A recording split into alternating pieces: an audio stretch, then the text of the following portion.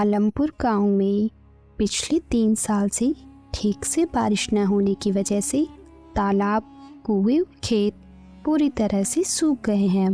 खेतों में पानी न मिलने की वजह से ज़मीन पूरी तरीके से सूख गई है और उस गांव के केवल एक ही कुएं में पानी है और वो कुआं भी सरपंच की ज़मीन पर है। इसलिए गांव वालों को पीने के पानी के लिए सरपंच को पैसे देकर पीने का पानी खरीदना पड़ता है या फिर गांव की औरतें गांव से 5 मील दूर जाकर नदी से पानी भरकर लाती है। बहुत थक गई हूँ और अभी तो 2 मील और चलना है। मैं इतना दूर तक कैसे चल पाऊंगी? बहुत थक गई हूँ। हम भी क्या कर सकते हैं, हमारा यही नसीब है। यहाँ 3 साल से बारिश नहीं हुई है। गर्मी की वजह से सारी फसल जल गई है। 5 मील दूर से हमें पानी लेने आना पड़ता है। हम पता नहीं आगे कैसे जिंदा रहेंगे। मैं तो सोच रही हूँ ये गांव छोड़कर कहीं और चली जाऊं। अरे ये क्या हो रहा है? मुझे अब और नहीं चला जा रहा है। मुझे बहुत जोर से चक्कर आ रहे हैं। फिर लता थोड़ा आगे चलते ही गिर जाती है और गर्मी की वजह से बेहोश हो जाती है। अरे क्या हुआ लता बहन, उठो ना। अरे सुनो सावित्री बहन, लता के ऊपर थोड़ा पानी डालो। हे भगवान, थोड़ी तो दया करो हमारे ऊपर। पूरा गांव सूख गया है, पूरी फसलें बर्बाद हो रही है। दया करो भगवान, हमारे ऊपर थोड़ी दया करो। देव जल्दी घर चलो, जल्दी घर चलो देव। तुम्हारी पत्नी नदी से पानी लाते वक्त गर्मी की वजह से रास्ते में चक्कर खाकर गिर गई है। जल्दी घर चलो। डॉक्टर साहब भी आए हैं, जल्दी चलो, कुछ समझ नहीं आ रहा है। फिर वो दोनों जल्दी से देव के यहाँ जाते हैं। अरे क्या हुआ डॉक्टर साहब लता को? कुछ नहीं, धूप में इतना दूर से पानी लाने की वजह से चक्कर आ गए थे और थोड़ा बुखार भी है। अभी हालांकि मैंने दवाई दे दी है, थोड़ी देर में इन्हें होश आ जाएगा। तभी वहाँ देव और रमेश भी आ जाते हैं। डॉक्टर साहब क्या हुआ है मेरी पत्नी को? क्या होगा आखिर तुम्हारी पत्नी को? इतनी धूप में वो बेचारी इतनी दूर तुम्हारे लिए पानी लेने जो गई थी। मैंने तुम सब लोगों से कहा है इतना दूर जाने की जरूरत नहीं है, तुम बस मुझे कुछ पैसे देकर मेरे कुएं से पानी ले लिया करो। लेकिन तुम सब लोगों को तो पैसे बचाने की आदत है ना, अब तुम खुद ही देख लो। और ये तो अच्छा था कि इसके साथ में गांव की और दूसरी औरतें भी थी, वरना पता नहीं क्या हो जाता। तभी लता को होश आ जाता है। अरे मैं कहाँ हूँ? मुझे क्या हुआ था? आप अपने ही घर में हो। आपको धूप की वजह से चक्कर आ गए थे, लेकिन आप चिंता मत करो, थोड़ी देर में आप सही हो जाओगे। सुनो देव, मैंने अभी के लिए तुम्हारी पत्नी को दवाई दे दी है, लेकिन आगे की दवाई के लिए तुम्हें मेरे घर आना होगा। चलो सब अब यहाँ से, इन्हें थोड़ा आराम करने दो। फिर डॉक्टर और बाकी सभी लोग वहाँ से चले जाते हैं। सुनो, अब मैं सोच रहा हूँ कि तुम्हारी तबीयत भी सही नहीं है, इसलिए अपन सरपंच के यहीं से पानी खरीदकर पी लिया करेंगे। अपनी आमदनी पहले ही ज्यादा नहीं होती और फिर अपन अपने बेटे को शहर में पैसे कैसे भेजेंगे? अगर अपन सारे पैसे यही खर्च कर लेंगे तो? वो सब मुझे नहीं पता, लेकिन अब मैं तुम्हें नदी पर पानी लेने के लिए नहीं जाने दूंगा। मैं आज ही रोहित को गाँव आने के लिए खत लिख देता हूँ। फिर कुछ दिन के बाद रोहित को अपने पिता का खत मिलता है। रोहित खत को पढ़कर उसी दिन गांव के लिए निकल जाता है और शाम तक अपने गांव पहुंच जाता है। अरे रोहित बेटा, आ गया तू? अरे बाहर आओ जल्दी, देखो अपना रोहित बेटा आ गया। आओ बेटा आओ। आ गया बेटा तू? जी रास्ते में कोई परेशानी तो नहीं हुई ना? नहीं नहीं माँ, मुझे कोई परेशानी नहीं हुई। अब आपकी तबीयत कैसी है? बेटा हम दोनों भी बहुत अच्छे हैं। माँ पिताजी, आपको इतने दिनों बाद देखकर काफी अच्छा लग रहा है। बेटा हमें भी तुझे यहाँ देखकर बहुत अच्छा लग रहा है, लेकिन बेटा हमें माफ कर देना, अभी अपनी इतनी आमदनी नहीं हो रही है, इसलिए हमने तुझे बीच में ही पढ़ाई छुड़वाकर यहाँ बुला लिया है। और क्योंकि इस गांव में पानी की बहुत बड़ी समस्या है और अब तेरी माँ की तबीयत खराब भी है, इसलिए वो नदी पर पानी लेने के लिए नहीं जा सकती। तो पिताजी, आप इस समस्या को लेकर सरपंच के पास जाओ, वही इस समस्या का समाधान करेंगे।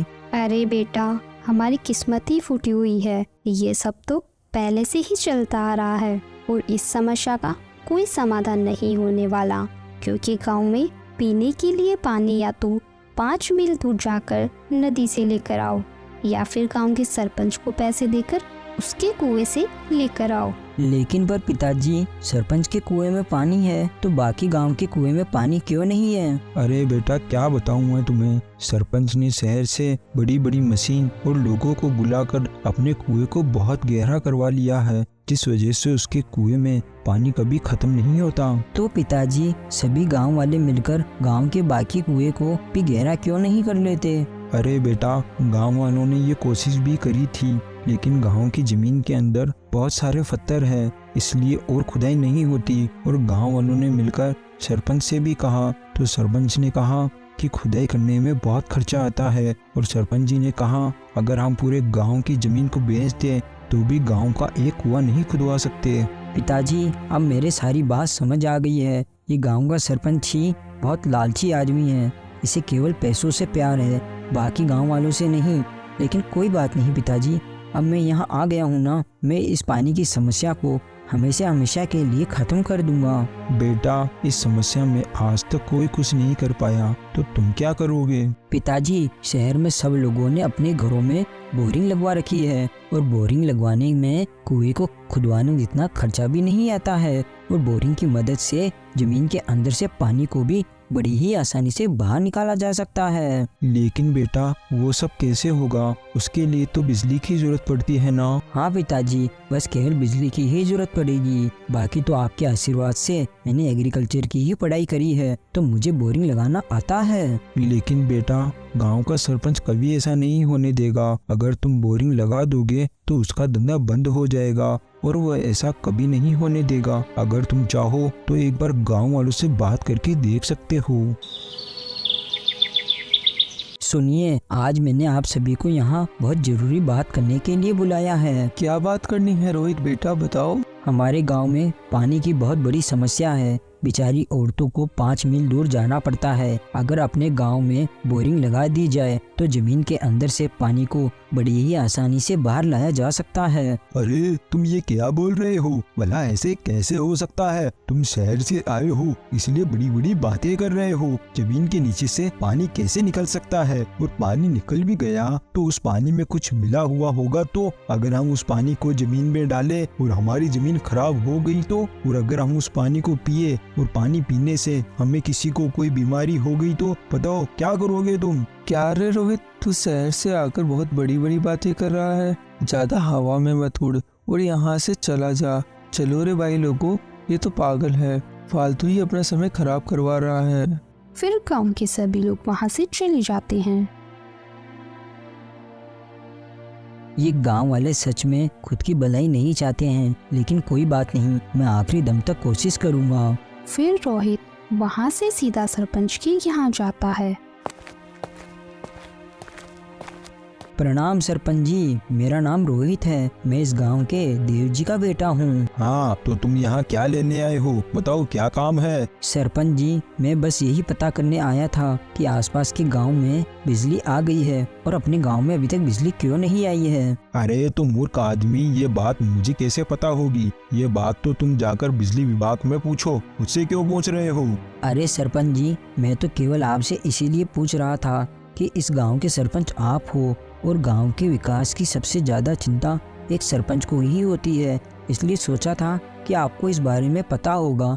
चलो कोई बात नहीं सरपंच जी, अब मैं चलता हूँ, मैं इस बारे में खुद ही पता कर लूँगा।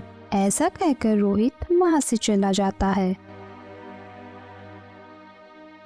सब आसपास के गांव में बिजली आ गई है, लेकिन हमारे आलमपुर गांव में अभी तक बिजली क्यों नहीं आई है? क्या आप मुझे इस बारे में कुछ बता सकते हैं? हाँ रुको रुको, मैं अभी देखकर बताता हूँ। हाँ देखिए, क्योंकि हमारे गांव में बहुत ज्यादा अंधेरा रहता है। हाँ, मैंने देखा आपके गांव में बहुत जल्दी बिजली की लाइन आने वाली है और ऑर्डर तो आ गया है, और आपके गांव के सरपंच के पास उसका लेटर भी आ गया है। जैसे ही सरपंच जी उसके ऊपर साइन करेंगे, आपके गांव में बिजली की लाइन का काम शुरू हो जाएगा। ये तो बहुत ही अच्छी बात है, आपका बहुत बहुत धन्यवाद। ठीक है, अब मैं चलता हूँ। ऐसा कहकर रोहित वहां से अपने घर की ओर लौट जाता है।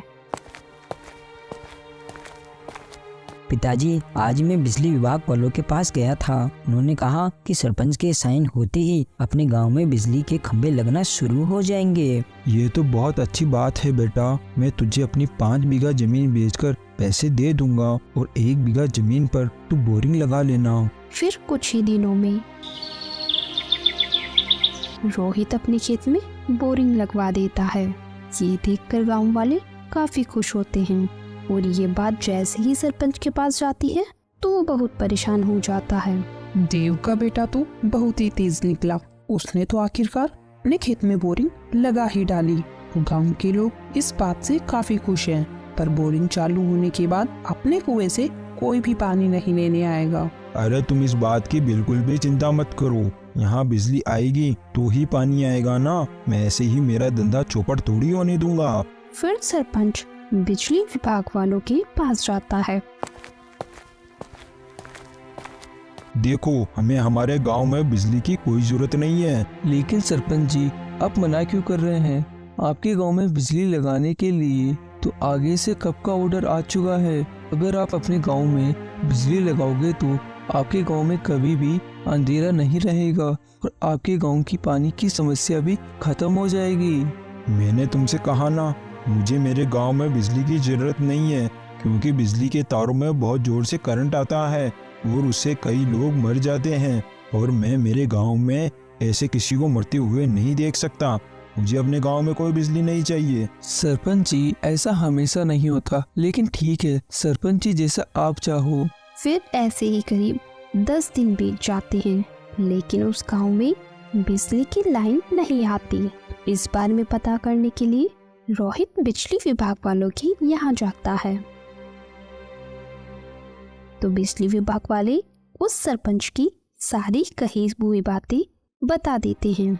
तो वो उदास होकर वहां से अपने घर आ जाता है और सारी बात अपनी माँ और पिताजी को बता देता है। अरे बेटा, तुम शांत हो जाओ, डरो मत, और हमने कभी तुम्हें पीछे हटना नहीं सिखाया है। पिताजी, इस गांव में मेरा आप दोनों के सिवा कोई भी साथ नहीं दे रहा है, ना ही सरपंच और ना ही गांव वाले। तो आप ही बताओ, मैं ये काम कैसे कर पाऊंगा? देखो बेटा, हमें कुछ समझ तो नहीं आता, लेकिन हमें इतना पता है कि तुम गांव वालों का भला ही चाहते हो, और जो इंसान दूसरे इंसान का भला चाहता हो तो उसकी कभी भी हार नहीं होती, हमेशा उसकी जीत होती है। लेकिन पिताजी, बिना बिजली के तो बोरिंग की मोटर कैसे चलेगी? बेटा, मुझे नहीं पता, लेकिन तुम्हें इस काम को अधूरा नहीं छोड़ना है, और कुछ तो ऐसा होगा जिससे वो मशीन बिना बिजली के भी चल सके। सोचो बेटा, थोड़ा सोचो, कुछ ना कुछ हल जरूर मिल जाएगा। पिताजी, मुझे उसके लिए तो और पैसे चाहिए, और अब मैं आपसे और पैसे नहीं ले सकता। आपने पहले ही सारी जमीन बेच दी। बेटा, तुम चिंता मत करो, तुम मेरे गहने बेच दो। मैं तुम्हें कभी भी असफल नहीं देखना चाहती। तुमने जो काम शुरू किया है तो तुम उसे पूरा करो। फिर अगले दिन सुबह सरपंच जी, गजब हो गया, गजब हो गया सरपंच जी, गजब हो गया। देव के बेटे ने आखिरकार बोरिंग से पानी चला ही डाला, और उस बोरिंग से बहुत ज्यादा पानी आ रहा है सरपंच जी। अरे तू क्या पागल हो गया है क्या? या अभी तक तेरी ठीक से नींद नहीं खुली? बिना बिजली के उसकी वो मशीन कैसे चलेगी? अरे सरपंच जी, मैं झूठ नहीं बोल रहा, सच में जमीन से बहुत सारा पानी आ रहा है। पता नहीं उसने ऐसा क्या लगाया जिससे उसकी पानी की मोटर चल गई और जमीन से बहुत सारा पानी आ रहा है। अगर आपको मेरी बात पर विश्वास नहीं है तो आप मेरे साथ चलकर देख लीजिए। ऐसा कैसे हो सकता है? वो बिना बिजली के पानी कैसे निकाल रहा है? तेरा मैं भी तो जाकर देखूं। चलो जल्दी से। फिर सरपंच उस आदमी के साथ वहां जाता है। आइए आइए सरपंच जी, आपका यहाँ स्वागत है। बिजली नहीं आने पर भी तुमने हार नहीं मानी और सूरज की शक्ति से तुमने बिजली बना डाली। देखो सरपंच जी, अगर किसी के इरादे नेक होते हैं तो उपाय अपने आप ही निकल जाते हैं, और मेरे इरादे भी बिल्कुल नेक थे, तो मुझे भी इसका हल मिल ही गया। तुम ये सब करके क्या साबित करना चाहते हो? क्या तुम गांव की सारी समस्या हल कर सकते हो? नहीं नहीं सरपंच जी, मैं गांव की सारी समस्याओं को हल नहीं कर सकता। गांव के सरपंच आप हो, तो गांव की सारी समस्याओं का समाधान करना आपका फर्ज है। आप अपने मन से लालच को छोड़ दीजिए, तभी आपको गांव वालों की समस्या नजर आएगी। आखिर तुम कहना क्या चाहते हो? साफ साफ बोलो ना। सरपंच जी, जो हमारे दादा परदादा ने तकलीफ सही है, आप वही तकलीफ आने वाली पीढ़ी को क्यों दे रहे हो? और आपको पता है, बिना बिजली और पानी के गांव का विकास बिल्कुल भी नहीं हो सकता। गांव में बिजली को आने दीजिए, उसको रोकिए मत। पहले ही अपना गांव बाकी गांव से बहुत पीछे रह गया है। लेकिन मेरे एक बात समझ नहीं आ रही, तुम इतना सब कुछ गांव वालों के लिए क्यों कर रहे हो? सरपंच जी, इस गांव में मेरे माता पिता भी रहते हैं और पानी की समस्या की वजह से ही मेरी माँ की तबीयत खराब हुई थी, और मैं नहीं चाहता कि ऐसी कोई समस्या की वजह से गांव का कोई भी व्यक्ति किसी भी बड़ी मुसीबत में आए। और मैं आपसे भी यही कहता हूँ कि आप भी खुद के बारे में ना सोचकर गांव वालों के बारे में सोचिए। अपने गांव वाले सभी बहुत भोले भाले हैं, आप जैसा कहते हो वो बेचारे वैसा कर लेते हैं। आप थोड़ा इनके ऊपर दया कीजिए सरपंच जी, दया कीजिए। तुम सही कहते हो बेटा, तुमने आज मेरी आंखें खोल दी। अब मैं देखना अपने गांव को जल्दी ही बहुत आगे तक लेके जाऊंगा। मैं मेरी तरफ से हर एक प्रयास करूंगा जिससे अपने गांव का जल्द से जल्द विकास हो सके। बेटा मुझे माफ करना बेटा। तो दोस्तों, हमें इस कहानी से यही सीख मिलती है, सच्चाई के रास्ते पर चलने वाले की हमेशा जीत होती है। Thanks for watching.